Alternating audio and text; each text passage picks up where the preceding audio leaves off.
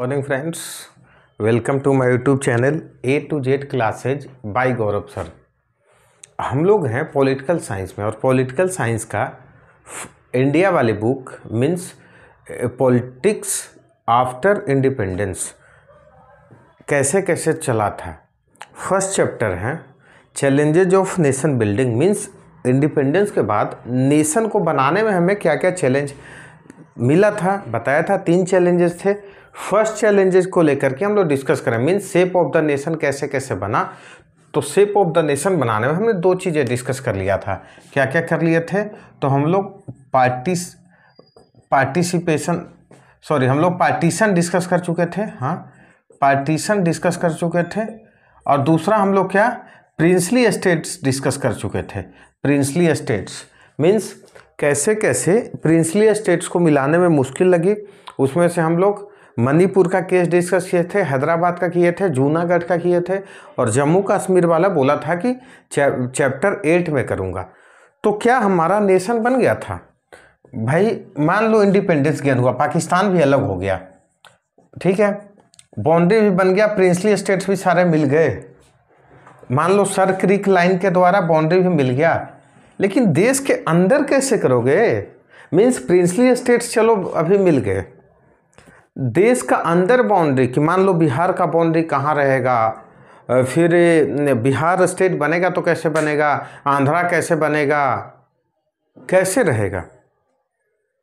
या क्या आज जो जैसे हमारा इतने सारे स्टेट्स हैं मीन्स 28 स्टेट्स एंड 8 यूटीज, क्या इतना ही था उस समय? तो इसको लेकर के आज डिस्कस करेंगे। मीन्स टॉपिक का नाम है रीऑर्गेनाइजेशन ऑफ स्टेट्स। स्टेट को रीऑर्गेनाइज करना कैसे कैसे किया गया, जो आज हम प्रेजेंट सिचुएशन पे पहुंचे हैं। तो देखते हैं। तो देखो, जब कॉलोनियल टाइम में अंग्रेज लोग क्या करते थे, कॉलोनियल पीरियड में अंग्रेज लोग क्या किए थे कि वो एडमिनिस्ट्रेटिव पॉइंट ऑफ व्यू से डिवीजन कर रहे थे। एडमिनिस्ट्रेटिव पॉइंट ऑफ व्यू से पॉइंट ऑफ व्यू से डिवीजन करते थे। जैसे याद होगा बंगाल विभाजन, पार्टीशन ऑफ बंगाल जब हुआ तो बहुत ज़्यादा विरोध हो रहा था। तो वो लोग क्या बोले थे? वो लोग बोले थे कि बंगाल इतना बड़ा है कि हम एडमिनिस्टर अच्छे से नहीं कर पा रहे हैं, तो बंगाल का डिवीजन हो गया। तो उनकी पॉइंट ऑफ व्यू था। दूसरा क्या होता था कि जैसे मान लो अवध को उसने कब्जा किया तो मिला लिया, तो जो बाउंड्री अवध का था वो पूरा बाउंड्री यदि उसी में रह जाता था। मीन्स एनेक्स जैसे जैसे करते थे, जैसे जैसे हड़प लेते थे वैसे वैसे उन्हीं का होता था। और तीसरा उनका ग्राउंड क्या था? तो प्रिंसली स्टेट्स जो होता था, प्रिंसली स्टेट्स का जो क्या था ना, जो बाउंड्री होता था वो उनका रह जाता था। मीन्स प्रिंसली स्टेट्स का जो बाउंड्री था वही उसी को वो क्या कर लेते थे, कंटिन्यू कर लेते थे। तो उनके टाइम में ये समस्या इसी तरह से चला रहे थे, उनको कोई दिक्कत ऐसा हो नहीं रहा था। प्रिंसली स्टेट्स को ही क्या कर रहे थे, वो बाउंड्री बना रहे थे। वो 3 टाइप से थे। लेकिन जब इंडिपेंडेंस मूवमेंट चल रहा था, मीन्स भारतीय लोग आवाज़ उठा रहे थे हमें आज़ादी दो, आज़ादी दो, आज़ादी दो, तो उसी समय हमारे फ्रीडम फाइटर से बोल चुके थे कि ये सब एडमिनिस्ट्रेटिव वाली बात नहीं होगी। हम लोग क्या देंगे, हम लोग लिंग्विस्टिक बेसिस पे मीन्स लैंग्वेज को मेन मोटिव मानेंगे, लैंग्वेज को क्या बनाएंगे, बेस बनाएंगे। मीन्स कहने का अर्थ है कि मान लो तमिल भाषी लोगों को एक स्टेट बना देंगे, पंजाबी बोलने वाले को एक स्टेट बना देंगे, तेलुगु बोलने वाले को एक स्टेट बना देंगे। उनको उस समय वो प्रॉमिस कर चुके थे। और इसका एग्जाम्पल ये था कि 1920 में कांग्रेस का नागपुर सेशन जब हुआ था ना, नागपुर सेशन फेमस है। क्यों फेमस है ना? क्योंकि याद करो, जब हिस्ट्री बताऊंगा तो बताऊंगा कि 1 अगस्त 1920 को इंडिया में स्टार्ट हुआ था। क्या यहाँ स्टार्ट हुआ था? याद करो, क्या स्टार्ट हुआ था? Non cooperation movement. कौन स्टार्ट किए थे? तो गांधी जी किए थे। और इसी दिन हमारे एक बहुत बड़े देशभक्त बाल गंगाधर तिलक की डेथ भी हुई थी। लेकिन कांग्रेस का मीटिंग हर एक साल दिसंबर में होता था। अभी भी देखना, कांग्रेस वाले लोग दिसंबर में मीटिंग करते हैं। तो दिसंबर 19 तो उस समय तक कांग्रेस का अप्रूवल नहीं मिला था नॉन कोऑपरेशन करने का। तो दिसंबर 1920 में जब नागपुर का सेशन हुआ तो ये अप्रूवल मिल गया कि ठीक है, क्या किया जाए, नॉन कोऑपरेशन मूवमेंट को स्टार्ट किया, जो कि पहले से चल रहा था। मीन्स कांग्रेस की हामी हो गई। और इसी सेशन में लैंग्वेज बेसिस पे कांग्रेस का प्रोविंशियल कमेटी बना था। जैसे आज होता है ना कि हरियाणा कांग्रेस, बिहार कांग्रेस, यूपी कांग्रेस, तो उसी तरह से जो लैंग्वेज की यूनिटी दिखा रहा था ना, तो रीजनल लेवल पे मींस प्रोविंस लेवल पे, आज का स्टेट लेवल पे कांग्रेस का कमेटी बना था, तो लैंग्वेज लेवल पे था। तो हमारे फ्रीडम फाइटर पहले से बोल चुके थे कि क्या करेंगे, हम लैंग्वेज बेसिस पे क्या करेंगे, बाउंड्री बनाएंगे। तो अब क्या दिक्कत था, ठीक है। तो अब जब आज़ादी हो गया तो लोग बोले ठीक है भाई उसी बेसिस पे बना दो। लेकिन याद करो, लोगों के मन में ऐसा आया कि बोल तो दी है, आज भी देखते हो नेता लोग कितने बात बोल देते हैं, जब पावर में आते हैं तो उनको समझ में आता है कि हाँ हमसे तो क्या हो गया, ये तो गलती हो गया।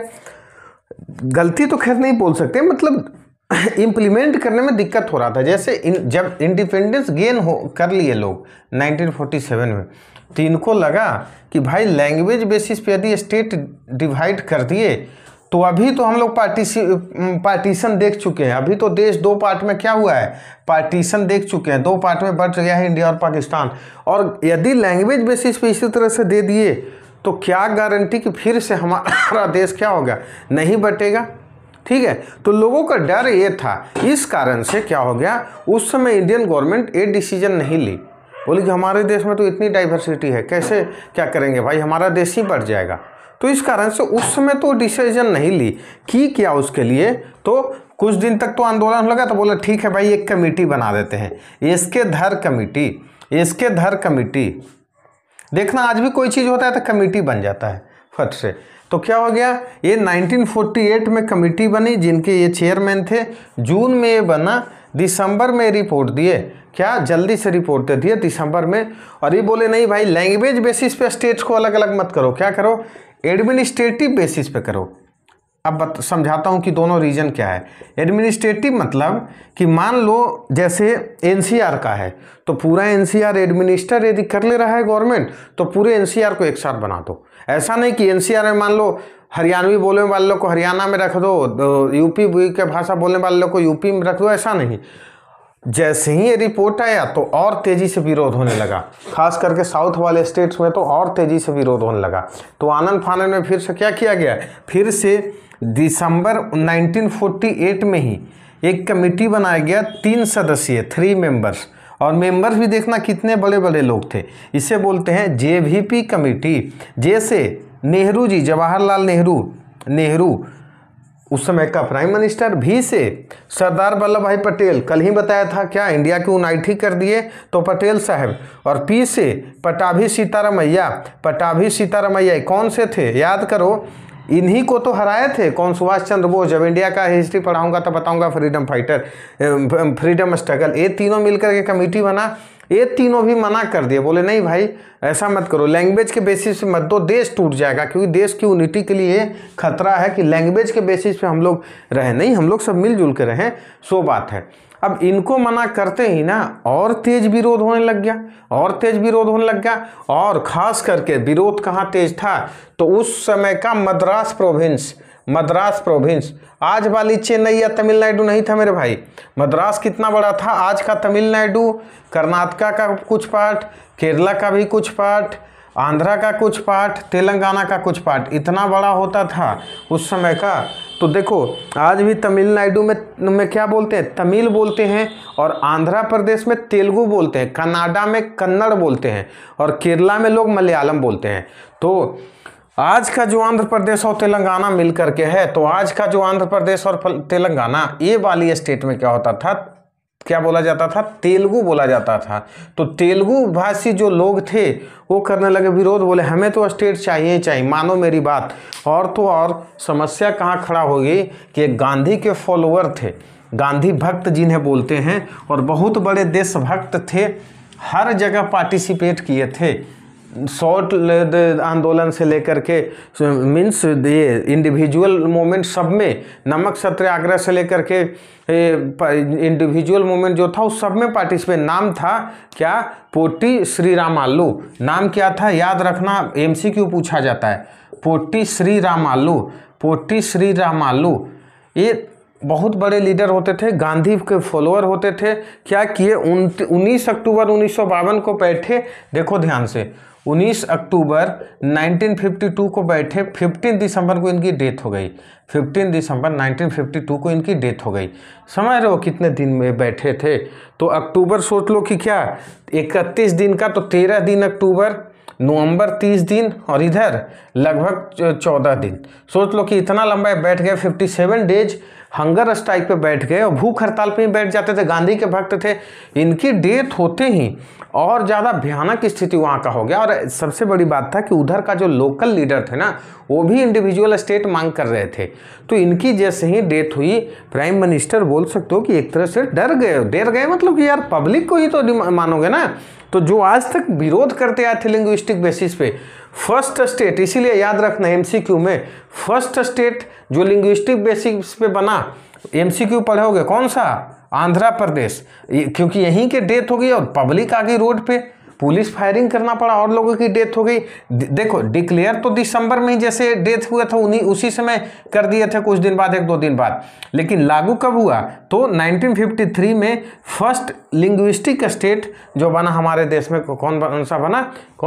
हमारे देश में बना आंध्र प्रदेश। और इन्हीं बनाने से काम नहीं हुआ, अब एक बनाओगे। हाँ, इस समय जो एक आंदोलन चलता था ना आंध्र प्रदेश का, उस आंदोलन का भी एक अजीब सा नाम है, अलग सा नाम है, विशाल आंध्रा मूवमेंट। तो याद रखना, आपका बुक में भी है, छूटा जा रहा था। विशाल आंध्रा मूवमेंट मीन्स आंध्रा बनाओ। विशाल आंध्रा मूवमेंट इसी को बोलते हैं, जो श्री रामालू पोट्टी श्री रामालू जी चला रहे थे और बाकी आंध्र प्रदेश को लोग चला रहे थे। आंध्रा को अलग करने का उसका नाम था क्या? विशाल आंध्रा मूवमेंट, विशाल आंध्रा मूवमेंट। अब हुआ क्या, यहीं से काम चलेगा नहीं, देख रहे हो? क्योंकि आप कमेटी एक स्टेट को दे दिए ना, तो बाकी लोग भी तो मांग करेंगे ना। इतना आसानी से थोड़ी आपको छोड़ेंगे, इतना आसानी से नहीं छोड़ेंगे। तो इतना आसानी से जब नहीं छोड़ेंगे तो मजबूरन क्या करना पड़ा, हमारे देश में एक और बनाना पड़ा। क्या? हमारे देश में एक और कमीशन बनाना पड़ा, जिसका नाम क्या रहा? तो जिसका नाम रहा हमारे पास, जिसका नाम रहा फजल अली आयोग। फजल अली आयोग। तो दिसंबर 1953 में ही क्या हो गया, हमारे पास एक कमीशन बना दिसंबर 1953 में ही। बोला भाई साहब क्या करें, फजल अली आयोग। फजल अली, स्पेलिंग थोड़ा सा देख लेना, जहाँ तक हमें याद आ रहा है इसका स्पेलिंग होता है FAZL। हाँ, फजल अली कमीशन। फजल अली कमीशन बना किसके लिए? तो देखने के लिए बोला गया कि भाई देखो क्या किया जाए। अब तो मुश्किल में लोग फंसे हुए हैं, मुश्किल में फंसे हुए हैं लोग, करें तो क्या करें? तो ये कमेटी बना। 1955 में अपना रिपोर्ट फिर दिए और ये बोले ना कि ठीक है लिंग्विस्टिक बेसिस पे तो दे दो, स्टेट अलग बना दो। व्हाट? लिंग्विस्टिक बेसिस पे आप स्टेट अलग बना दो, लेकिन केवल यही एक आधार नहीं होना चाहिए। लिंग्विस्टिक प्लस अलग, प्लस क्या? लिंग्विस्टिक प्लस और क्या चीज़? एडमिनिस्ट्रेटिव भी देखना चाहिए। उसका एग्जाम्पल मैं बताऊंगा। ऐसा नहीं कि केवल एक लैंग्वेज वाली है, एडमिनिस्ट्रेटिव भी आप देखो। ऐसा नहीं कि एक केवल लैंग्वेज के बेसिस पे, जैसे मान लो कहीं पंजाब का सिचुएशन, तो मान लो पंजाबी बोलने वाले लोग हैं तो सब केवल पंजाब बना दो। नहीं, उस समय हिमाचल प्रदेश, पंजाब, हरियाणा सब मिला हुआ था। हरियाणा में हरियाणवी बोलते थे लोग, तो पता है। तो ये बोले कि ठीक है लिंग्विस्टिक बेसिस पे जहाँ पॉसिबल हो दे दो, लेकिन केवल एक ग्राउंड नहीं होना चाहिए, बीच का रास्ता बोल सकते हो अपनाया गया। हाँ, तो इन्हीं के कमीशन पे आया क्या? State recognition act, reorganisation act. State reorganisation act कब लागू हुआ? तो 1956 में। और बोले भाई साहब ऐसा करो कि दे दो, लेकिन केवल एक ग्राउंड मत बनाओ, लैंग्वेज वाला ग्राउंड मत बनाओ। क्या बनाओ? Language plus administration. और जब ये रिपोर्ट दिए तो उस समय ही बोले थे ऐसे 16 स्टेट्स बनाओ, ठीक है, प्लस 3 यूटीज बनाओ, union territory. 16 states plus 3 UTs, almost लगभग थोड़ा सा मतलब रिवाइज करके गवर्नमेंट मान ली। और जब इस अकॉर्डिंग ये रिपोर्ट था, ध्यान से देखना, ये रिपोर्ट था, बना कितना? तो उस समय हमारा 14 स्टेट्स बना प्लस प्लस हमारे पास बना 6 यूटीज। तो जब स्टेट रिकॉग्निशन रीऑर्गेनाइजेशन एक्ट 1956 एकदम एमसीक्यू बनता है, स्टेट रीऑर्गेनाइजेशन एक्ट 1956 के थ्रू कितने स्टेट्स बने थे? तो 14 states, 6 UTs.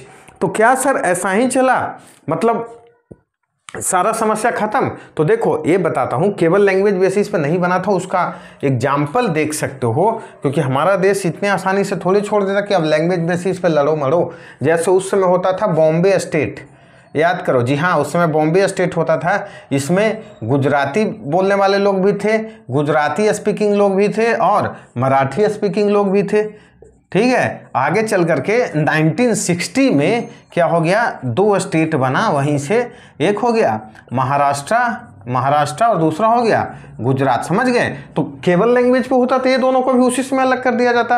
At the same time बताया, पंजाब जो स्टेट आज का है, ये भी उस समय क्या था, उस समय पंजाब में ही पंजाब प्लस हिमाचल प्रदेश प्लस हरियाणा था। आगे चल करके 1966 में जो हिंदी स्पीकिंग लोग थे उनको अलग अलग किया गया, जैसे हिमाचल प्रदेश और हरियाणा को क्या किया गया, अलग अलग कर दिया गया। तो ये भी एक एग्जाम्पल था कि ऐसा नहीं था कि एक स्ट्रिक्ट था कि केवल लैंग्वेज पे बनाओ, और फिर बाद में पंजाब स्पीकिंग वाले को क्या किया गया, पंजाब में रखा गया। इसे देखना, हिमाचल प्रदेश और हरियाणा अपना स्टेट डे 1 नवंबर 1966 को मनाते हैं, क्योंकि 1 नवंबर 1966 को ही बना दिया गया था। तो ये क्या था कि ये नहीं था कि मतलब एकदम रिजिड हो जाना है, नहीं, रिजिड नहीं होना है।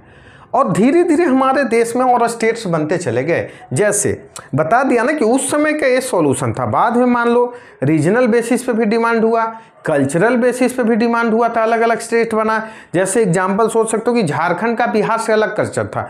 झारखंड मतलब झार प्रदेश, जहाँ पे जंगल बंगल होता हो, तो झारखंड अलग स्टेट बन गया। उत्तराखंड पहाड़ी वाला कल्चर लेकर के आता था, यूपी मैदानी भाग है, तो यूपी से क्या किया गया, उत्तराखंड को अलग स्टेट बनाया गया 2000 में ही। उसी तरह छत्तीसगढ़ कुछ ज़्यादा ट्राइबल बेल्ट था, तो फिर क्या किया गया, 2000 में देखना 3 नए स्टेट्स हमारे देश में बने थे। कौन कौन सा, तो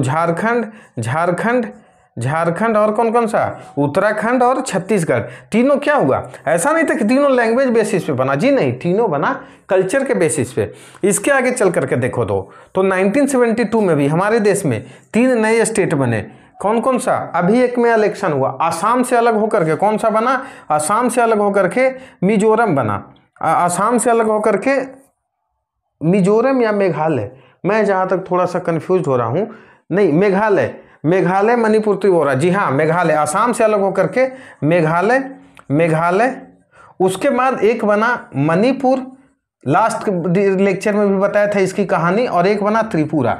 तो 3 स्टेट 1972 में भी बना। मीन्स उस समय की एक और ये था, व्यवस्था कर दिया। बाद में जैसे जैसे डिमांड आया, जैसे बताया था कि मणिपुर का राजा तो मिल गया था, जनता नहीं मिलना चाह रहा था, तो बाद में धीरे धीरे सिचुएशन ठीक हुआ तो मिलाया। मेघालय को असम से अलग कर दिया गया, ऐसा नहीं था, लैंग्वेज बेसिस पे किया गया, एडमिनिस्ट्रेटिव बेसिस पे किया गया। और जब देखोगे तो 1987 में भी हमारे देश में कुछ स्टेट बना। 1987 में जब देखोगे वहाँ मेघालय आ गया, मिजोरम बना। क्या, मिजोरम प्लस अरुणाचल प्रदेश, मिजोरम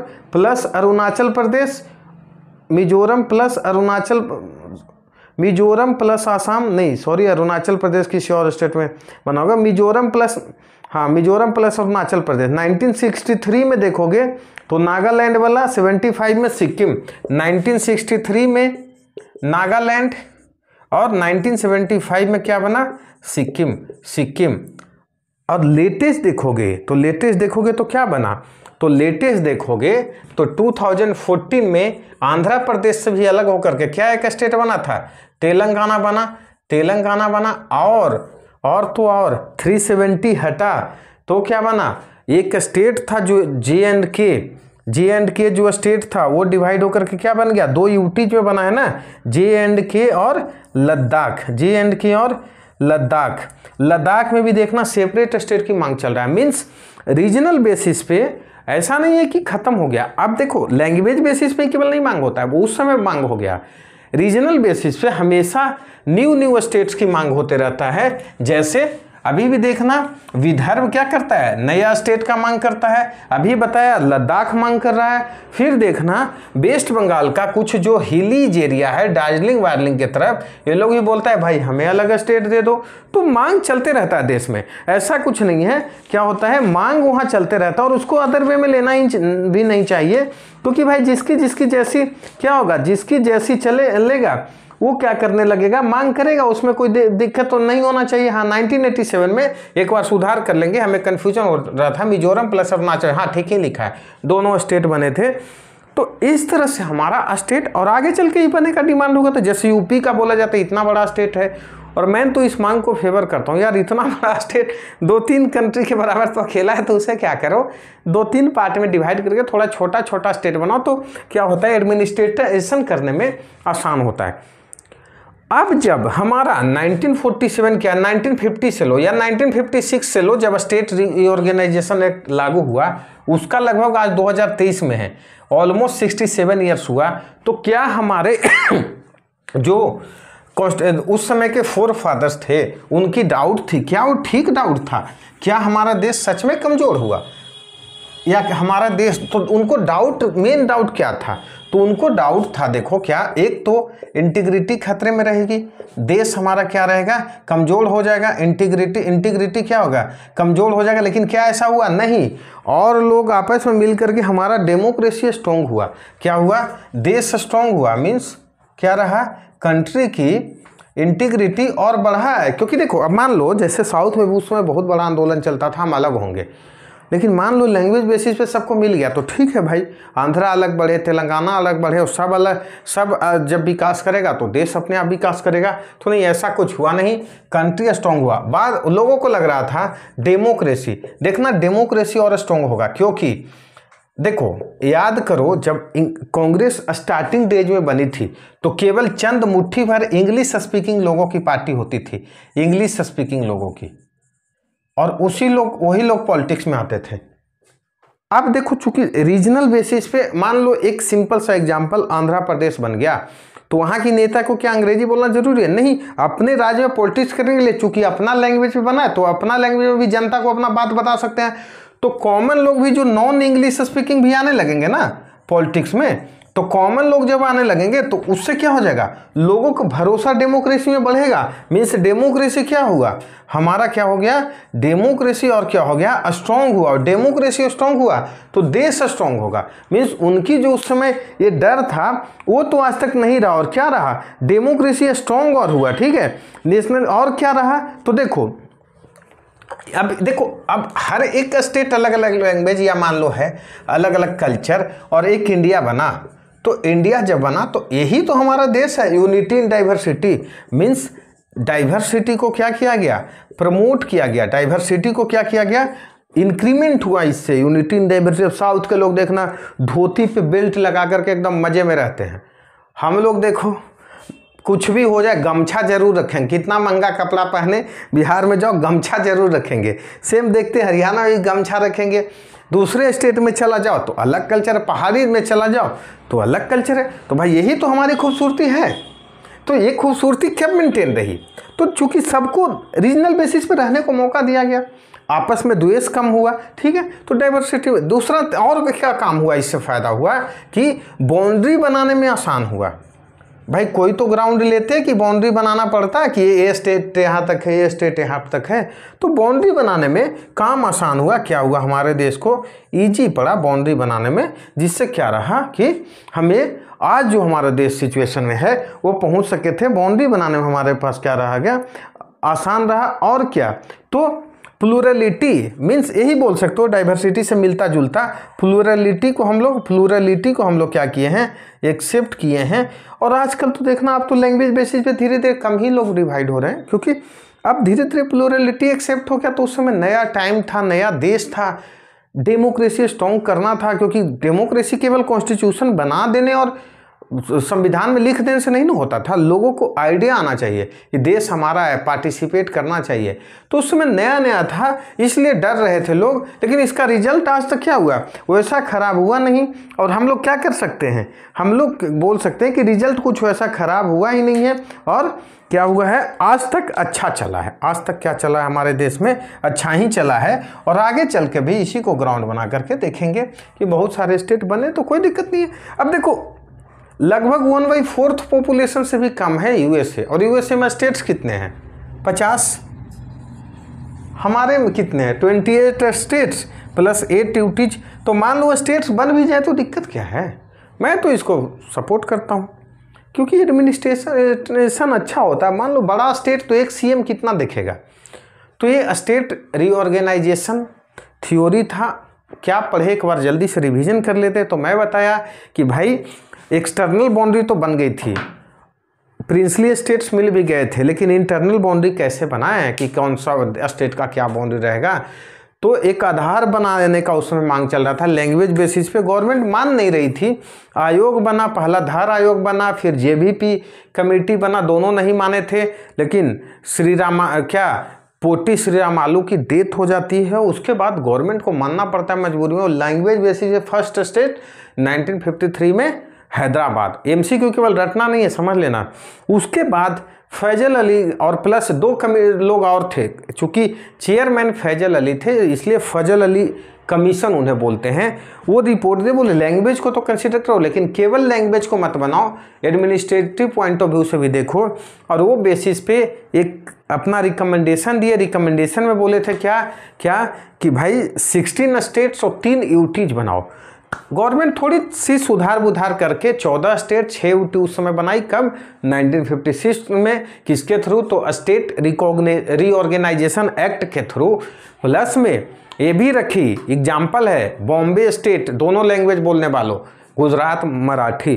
बाद में 1960 में 2 स्टेट बना वहीं से, एक महाराष्ट्र और एक गुजरात। इसलिए देखना बॉम्बे को लेकर के बहुत विवाद था कि किसका कैपिटल बनाया जाए। अभी भी कभी कभी विवाद हो जाता है, लोग बोलता है बॉम्बे में तो गुजराती स्पीकिंग लोगों को भरा हुआ है। चलो अपनी देश की है, अपनी घर की बात है, समझ लेंगे। सेम आज का जो पंजाब है उस समय हरियाणा और हिमाचल प्रदेश हिंदी बोलने वाले लोग भी थे। बाद में 1966 में अलग किया गया। फिर मैं बताया 1973 में इसी तरह 3 स्टेट हमारे के यहाँ बना। 3 स्टेट बना, कौन कौन सा, तो मेघालय प्लस मणिपुर और त्रिपुरा।